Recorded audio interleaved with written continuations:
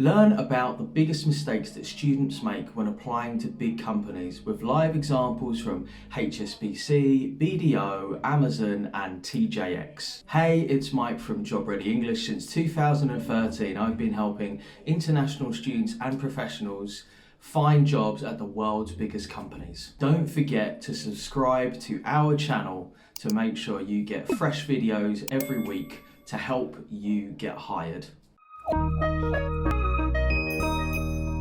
Hey, what's up guys? So I'm going to take you through a couple of applications.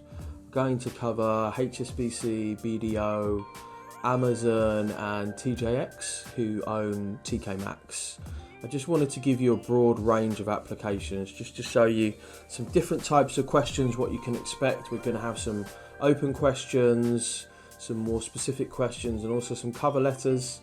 And what I wanted to do is kind of take you through some answers and explain to you what might be good or bad about the answers.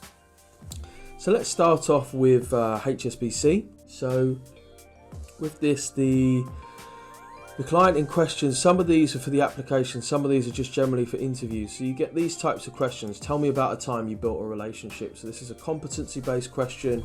You can find this in STAR, so situation, task, action, result.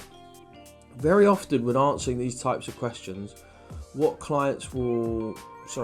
students will do is they'll just try and write a massive chunky answer, a really short answer.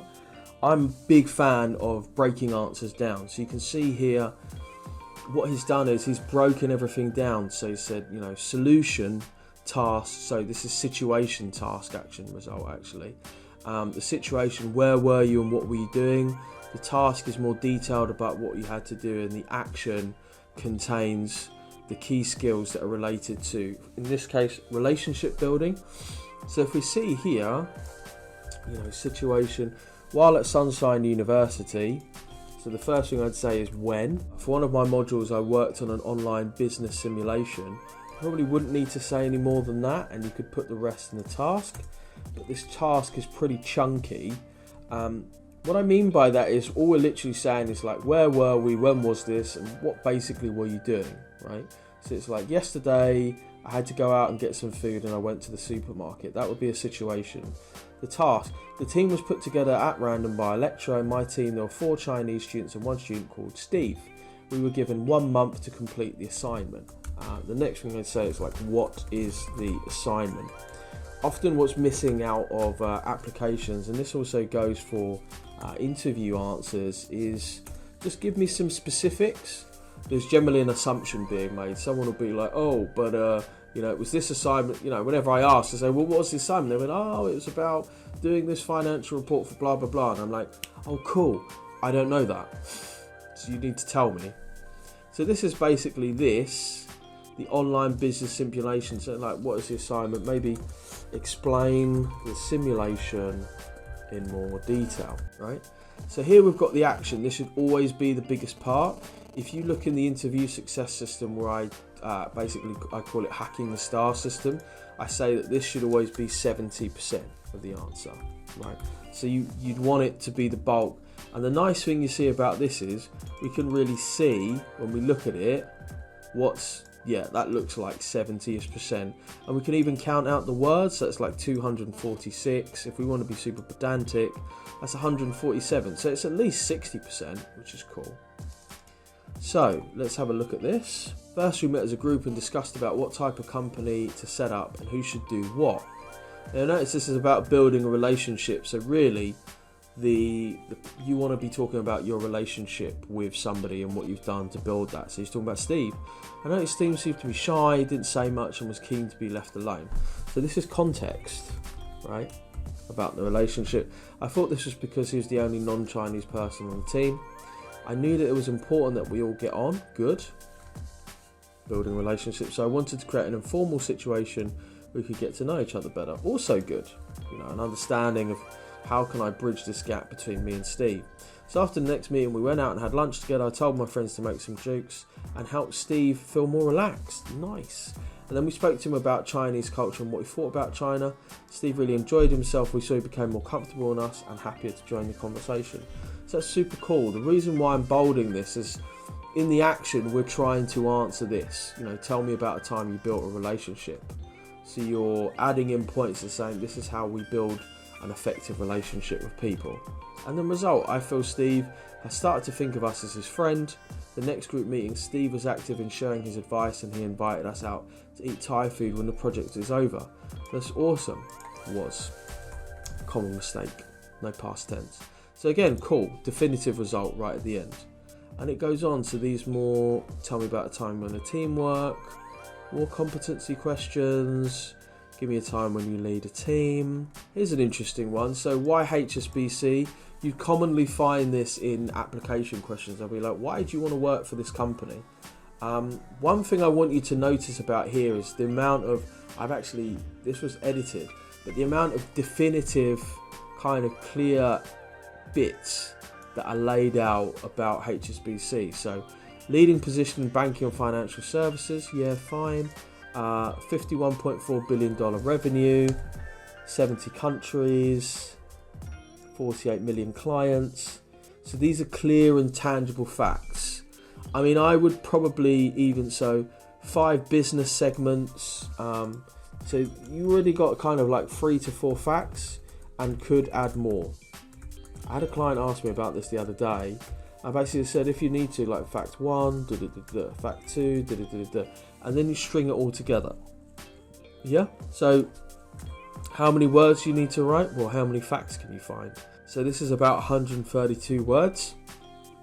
Another good tip is, if you're wondering, particularly for interview questions, I talked about this in the success system, but what you want to be doing is you can actually measure out how many words a minute that you speak, and then you can build your answers around that. So if you say you speak quite slowly and you speak about 60 words per minute, most people do about 100, 200 words a minute, which seems like a lot but really isn't, then you would only write 120 words to do 2 minutes. And then why this role? So operations role usually focus on a particular function, for example, clearing and settling transactions, managing documentation, customer service, risk management, Now what you'll notice is this is specific, right? So we always want to be thinking about specifics when we're writing out our answers. We don't want to be like, in operations I would go into the office and do some paperwork and help other people, and you'd be surprised how many people answer that question. And of course all we'd need to do is just go pop onto Google and type in, what does an operations graduate analyst do? Yeah, he's talked about himself a little bit. I get a fantastic amount of exposure and variation as I will have the chance to work in several different areas of operations. This is cool, but you don't want to do this too much. So what happens is, I get to meet lots of people and I'll get to do this. Not too much It's really about showing and selling yourself to the company. And then here we talked about why you, so we sort of split this answer up. And I picked out the skills graduate needs for operation career success. So that's a really quick run through of HSBC. Let's move on to the next one. So here we're talking about BDO. Let's just colour this in black so you can see. And I just want to give you a broad range, because I think this is nothing that I've ever really seen anybody else do when they're going through and checking answers. So here we have BDO. So this is actually in their application form, 250. Why have you chosen BDO? So BDO is the 5th largest audit firm, British audit firm of the year. Because of its unceasing quest for great customer service, since my major is also accountancy, I felt this would be a great place to grow and learn more. It's got nothing to do with BDO though, has it? So they're not asking you, why have you chosen to apply to BDO and pursue a career in the specialism you're applying to? It's fine, it's okay, but I'm always willing to accept challenges and overcome them while being supported by talented colleagues and team managers. I'm highlighting this in yellow because basically I could say that about anybody. BDO puts integrity at the heart of everything. This is in line with my personality and principles. Everybody uses integrity. I'm a very honest person. It also, these characteristics that makes me want to be a good accountant, and at BDO, the AIM market's large also. So there's 3 key facts, but it's a bit wishy-washy. It's pretty generic. I could really swap out. If I took out those 3, what I mean by wishy-washy is, if I took out those 3 facts and just added in another generic company, I could literally be talking about anybody. So that's something you always want to be aware of. Why have you chosen to apply to BDO, pursue a career within the specialism you're choosing to? You can find this where I've talked a lot about answering the why questions. If you manage to get the bonus, which was the killer cover letter, I cover this really in a really specific way. I tell you exactly how to do your company research. But on the whole, this is a pretty poor answer. There's nothing really exceptional about this answer. So that would have a heavy edit and we'd add in some more facts. So what we do is we basically add more facts, take out most I's, right? So people are like, I this, I that. They don't care. How your personal values align to those of BDO and how will this support you? There's a couple of companies do this question. They're talking about core values, the company's core values. BDO puts integrity at the heart of everything. This is in line with my personality and principles. I'm a very honest person and think highly of treating others in a fair, non-judgmental way. Cool. I would serve customers in accordance with the principles of fairness and justice, auditing clients' financial statements. Working at BDO, I've faced many challenges. BDO will create many challenges for employees to better themselves. A bit wishy-washy, not very specific. I'm a person who's always willing to challenge himself and so on. But what I say is, like, give me some examples where you have been honest, challenged yourself, etc. Right? Because at the minute it's just like anybody can say that they challenge themselves. But if you said to me, well, yeah, I did challenge myself because last year I ran the London Marathon, which is like 26 miles. I'm like, oh, that does sound challenging. Tell a story and give it context. So that's just a little flick over BDO. So let's go on to, this was a cover letter for Amazon. This is just over in 2019. Obviously some details have been changed to protect the identity of the client. So what I want to go through is just pick out some stuff for you, and I actually have my notes in here. Dear blah, RE, you probably wouldn't need this. So I would probably bin this. Wouldn't need this either because it should all be there. A lot of people start with this, but it doesn't matter because you're not mailing it as a letter. Dear Sir, Madam, I'm currently a master's student in blah at the University of blah. This is all laid out in the killer cover letter, which will finish in September. I'm writing to apply for blah. Cool. Nice. So Amazon is the company that always pursuing to become the most customer-centric company on earth, has achieved near mythic status for its superior service and customer service strategy. So what I said here was just pick out 2 to 3 key facts and figures about Amazon. I mean, this is nice. I really love this near mythic status. I think it's like legendary status, but it's the strategy, like start everything with a core commitment to the customer and give your users the power of DIY service. I mean, this is nice. I'd probably keep this, but I might put in some sort of fact about revenue, you know, some kind of data. From my postgraduate and undergraduate learning, I've taught by various models. So there are some SPG mistakes here, like.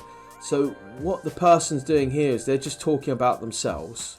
They're basically saying, I learnt this, I can do this, I can do that. Now, they're applying for a retail graduate program. And what I've said is, what does a retail graduate do? What key skills do they need? You've not really talked about what you'll be doing. You just talked about who you are. And the employer's only really interested if you're saying to them, well, I can be a retail graduate because you've asked for X. And I can do that. I can be a mountain climber because I climb this mountain. Oh, that's super interesting. It all of a sudden gives you a closer point to relate to, right? So here we have a very typical paragraph like, as such, I was genuinely excited when I found out that you are looking for graduates to join them and shape the way the biggest brands work with at Amazon. I believe I could add much value to the team with my current skill set, and I'm passionate about exploring the YTL retail marketing projects. I mean, this is an empty paragraph because the merest fact that you're applying basically demonstrates that you have intent. Never let desperation creep into your application forms. No one's going to read this. And if they do, they're just going to be like, so what? Of course you want to work here. We're Amazon. Why wouldn't you want to work here? Try to avoid this. You want to really have, substance, keywords, key ideas, key facts and figures. Cover letter is your way of saying, look, I know exactly what you want and this is why I'm the right person for the job. So finally, I want us to have a look, and this is actually a comparison. So this was on the right hand side was the original, and on the left hand side is the edit. Technically I should have taken this out, but I just wanted to show you because I feel like this is useful. So I'm going to compare them paragraph by paragraph. So here, basically, do you need this? No. So we would just delete this. So, dear Sir, Madam, I'm writing to apply for the Brand and Marketing European Placement Programme for any marketing management with my marketing management degree at X University and a strong sense of creativity and self-discipline. I'm glad to join TJX Europe. Well, you're not joining, you're just applying, right? So it's like, I'm writing to apply for the Brand and Marketing European Placement Programme. I'm currently in my second year university studying blah at blah. So it's very to the point. You're not basically turning around saying, oh, I'd be really happy to join. It's just like, who are you, where are you, and what do you want? Next, the TJX Companies is the world's leading off-price American retailer of clothing and homeware with significant growth in recent years. And so that goes on. Though actually the way that this is written isn't bad. It's quite a nice paragraph, but it's just not specific compared to the TJX Companies Inc. is the world's leading off-price American retailer of clothing and homeware with over $35 billion in sales and 4,000 stores. Sounds a bit more impactful, right? Whenever we introduce facts and figures, it kind of sounds more authoritative. It sounds like you know more about what you're talking about. And here you'll notice in this paragraph, the reason for applying the brand and marketing placement is because my major is in marketing management, which perfectly fits the vacancy. Cool, but what makes you different from the thousands of other students who have applied to do that? That's a common thing that people miss out, as opposed to, I'm applying because it fits perfectly, but also, I have these skills, I learnt these things, and so on and so forth, right? So again, it's just about being more specific with what we're doing. Hope that this has been useful, and see you in the course.